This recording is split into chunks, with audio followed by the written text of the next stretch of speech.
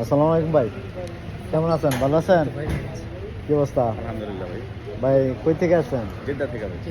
দেখ মাশাআল্লাহ, রিয়াদে আইসা কিরকম লাগলো? জি আলহামদুলিল্লাহ ভালো লাগছে খুব। ভালো লাগছে? জি ভাই। এখানের এই যে ঠান্ডা, যে আবহাওয়া, পরিবেশ কিরকম? খুবই খারাপ, খুবই খারাপ। খুবই খারাপ। আচ্ছা যাক, আপনার জন্য খারাপ। চিন্তা খাইতেছে বসে আছি। আচ্ছা যাক, আপনার গাড়ির শোরুম হিসাবে ভালো। যাক আলহামদুলিল্লাহ। গাড়ি ইনশাল্লাহ ভাই দেখতে আইছে, তো দেখতেছে, দেখার মধ্যেও আছে।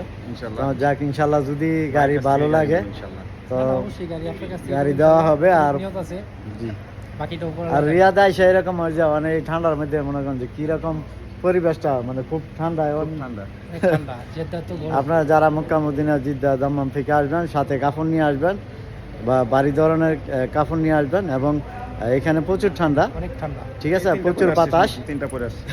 থাক থাক আর দেখা দিতে হবে না। তবে ইনশাল্লাহ আপনারা যারা দূর দূরান্ত থেকে, আমার আজকেও একটা সকালে একজন ভাই আসছিল এখানে রিয়াদে।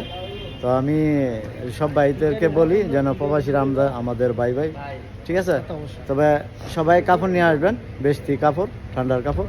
তো এখানে গাড়ি নেওয়া না নেওয়া কোনো বিষয় না, নিজের সেভে রাখবেন আর সেফ মতো থাকবেন ইনশাআল্লাহ। ভালো থাকবেন। আসসালামু আলাইকুম। কাম টু শিফা আপনাকে মাহারাত ধন্যবাদ। খোকন ভাইয়ের কাছে। খোকন ভাই।